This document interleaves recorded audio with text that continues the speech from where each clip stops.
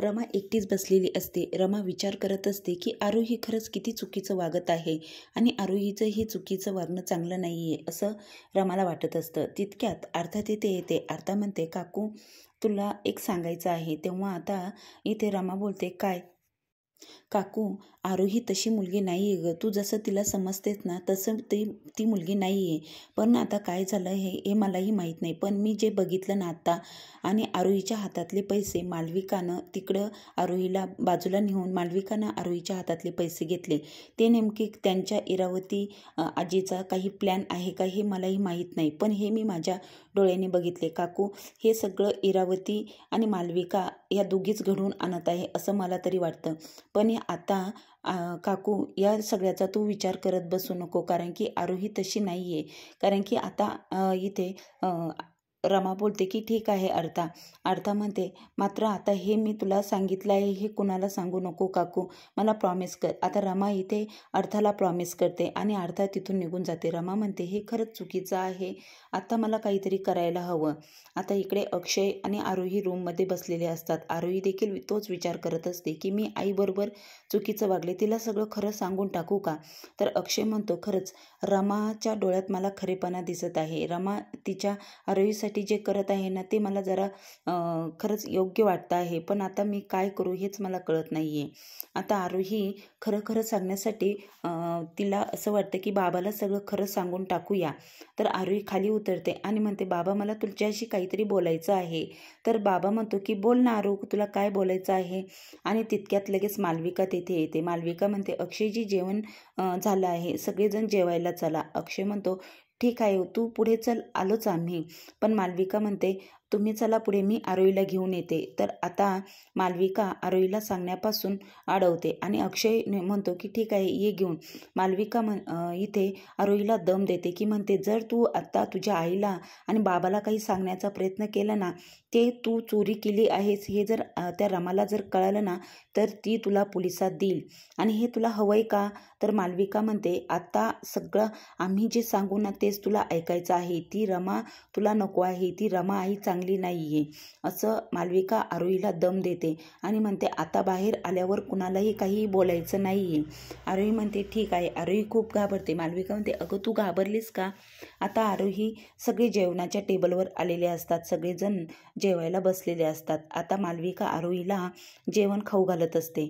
तर इकडे इरावती सुद्धा उभी असते आणि आजी सीमाला घेऊन बाहेर येते. म्हणते की घरात ना रूममध्ये एकटं नाही बसायचं, सगळ्यांबरोबर बसायचं. मुलांची जेवणं झाले की मग जेऊया आपण. रमाही तेथे येते, आजीजवळ बसते. तेव्हा आता इथे राणी म्हणते की आरके मॅडम तुम्ही बसताय का जेवायला, वाढू का तुम्हाला? तेव्हा रमा म्हणते, नाही आज तर मी जेवणार नाही आहे, कारण की माझ्या मुलीने जी चुकी केली आहे ना त्याची शिक्षा म्हणून मी आज जेवणार नाही आहे. तर आरोहीला वाईट वाटतं.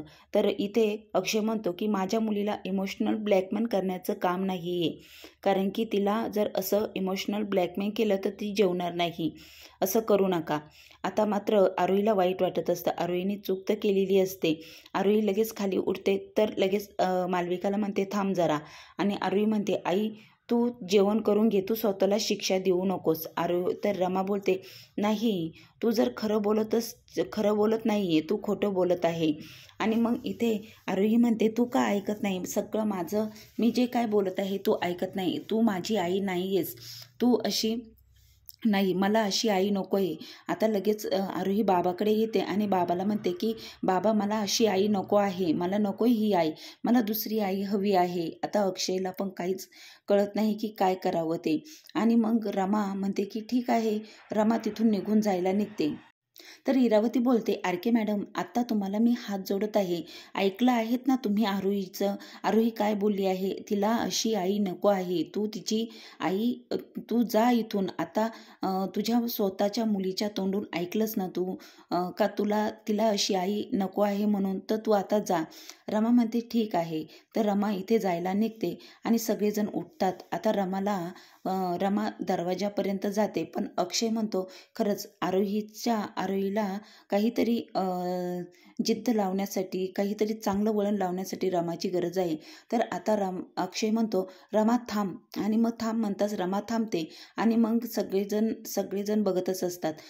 अक्षय म्हणतो आरोहीचे आई बाबा म्हणून आपल्याला एकत्र राहणं गरजेचं आहे. काही सवयी आरूला चांगल्या लागल्या पाहिजे आणि आरोहीला चांगले संस्कार झाले पाहिजे.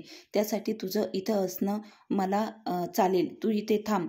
आता अक्षयने रमाला थांबून घेतलेलं असतं आणि रमा देवबाप्पाकडे खरंच एक आशेने बघते की खरंच अक्षयला सुद्धा मी या घरात हवी आहे.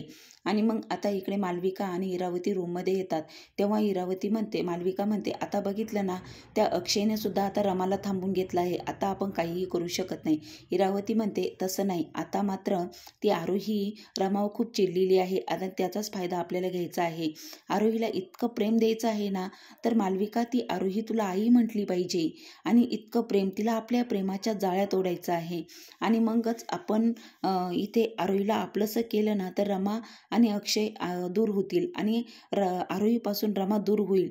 आता मात्र तिची इरावती बोलते की एखाद्याची अशी काहीतरी दुःखी नस असतेच, काहीतरी असतंच, तर ते आपल्याला ओळखायचं आहे. तेव्हा मालविका म्हणते जेव्हा किचनमध्ये राणीला स्वयंपाक करायला सांगितला तेव्हा तिला यादी करून दिली, पण रमा किचनमध्ये गेली नाही, तर काहीतरी कनेक्शन आहे. तर इरावती म्हणते रमाला तर स्वयंपाक करायला आणि इतरांना खुश ठेवायला, इतरांना खाऊ घालायला खूप आवडायचं, आणि ती रमा आता स्वयंपाक बनवत नाही, किचनमध्ये जात नाही. नक्कीच याच्या पाठीमागे काहीतरी कारण आहे आणि ते शोधायला हवं मालविका. आता एखाद्याची दुःखी नस शोधली ना की त्या दुःखी नस अशी दाबायची की तो काहीतरी कोलमडून पडेल, असं काहीतरी करायचं. आता मात्र इकडे अक्षय आणि आरोही रूममध्ये असतात. रमाही तेथे येते. रमा म्हणते रमा आलेली असते. तेव्हा आरोही म्हणते बाबा तू या आईमुळे तू माझ्यावर ओरडत आहे. आणि मग इथे रमा म्हणते की आरोही तू माझ्यामुळे बाबावर चिडचिड करू नको, बाबावर ओरडू नको. आता इथे आरोही म्हणते मला नाही इथे थांबायचं, मी चालले इरावती आजीकडे. आणि लगेच आरोही तिथून निघून जाते. खाली सगळे पेन वगैरे पडलेले असतात. अक्षय आणि रमा दोघेही ते उचलतात. तेव्हा आता इथे रमा आणि अक्षय म्हणतात की आरोहीसाठी आपल्याला आरोहीचे आई बाबा म्हणून एकत्र राहायला हवं आहे, आणि आपण एकत्र आलो तर आपल्या मुलीवर चांगले संस्कार होतील आणि तिला वाईट वळणापासून आपण वाचवू शकू. कारण की जर चांगलं झालं तर आपल्यालाच सगळे चांगले म्हणतील, आणि वाईट झालं तर आपणच आरोहीच्या आयुष्याला जबाबदार असू. त्यासाठी आपल्याला एकत्र येणं गरजेचं आहे. मग इथे अक्षय आणि रमा एकमेकांच्या हातात हात देतात आणि म्हणतात ठीक आहे, फक्त आरोहीसाठी आपण आरोहीचे आई बाबा म्हणून एकत्र यायला हवं. आता दोघीही म्हणतात की ठीक आहे. एवढं बोलून रमा बाहेर जाते आणि दरवाजाच्या बाहेर उभी राहते. तर तितक्यात अक्षय दरवाजा लावतो आणि दरवाजाजवळच उभा राहतो. कारण की रमा म्हणते की खरंच अक्षयने मला एकदा तरी विचारायला हवं होतं की रमा तू का गेलीस, या पाठीमागे काय कारण आहे. आणि एकदा तरी त्यांनी मला शोधण्याचा प्रयत्न केला असता, मला आरूसाठी घेऊन येण्याचा प्रयत्न केला असता तर मी नक्कीच आले असते, पण तसं त्यांनी काहीच केलेलं नाही आहे. आता अक्षय दरवाजाच्या तिथेच उभा असतो. कारण की त्यांच्या नात्यामध्ये जरी ते 7 वर्ष वेगळे राहिले तरी त्यांच्या नात्यात जो गोडवा आहे तो अजूनही आहे. आणि मग लगेच रमा दरवाजा वाजवते. अक्षय दरवाजाच्या मागच उभा असतो. रमा आतमध्ये येते. रमा म्हणते ऐका ना अक्षय, मी एक प्लॅन केला आहे आणि माझ्या डोक्यात एक आयडिया आले आहे. तेव्हा अक्षय म्हणतो बोल, काय आहे आयडिया तुझ्या डोक्यात. आता मात्र दोघांनी एक अशी आयडिया केलेली आहे की आता आरूचं सत्य सगळ्यांसमोर आणायचं, आरूला बोलतं करायचं. आरूही आता बाप्पासमोर, आता दुसऱ्या भागामध्ये असं बघायला मिळणार आहे की आता नाटक करणार आहे रमा आणि रमाची साथ देणार आहे अक्षय. आणि मग आता आरूही पुढील भागामध्ये खरंच सत्यच बोलणार आहे. रमाच्या साईडने जी काही चूक केली आहे ती स्वतःच्या तोंडाने आरोही कबूल करणार आहे. त्यामुळे आता अक्षय आणि रमा एकत्र येतील का आरोहीचे आई बाबा म्हणून एकत्र येतील का. आता पुढील भागामध्ये खूप मोठा ट्विस्ट आहे, पाहायला विसरू नका.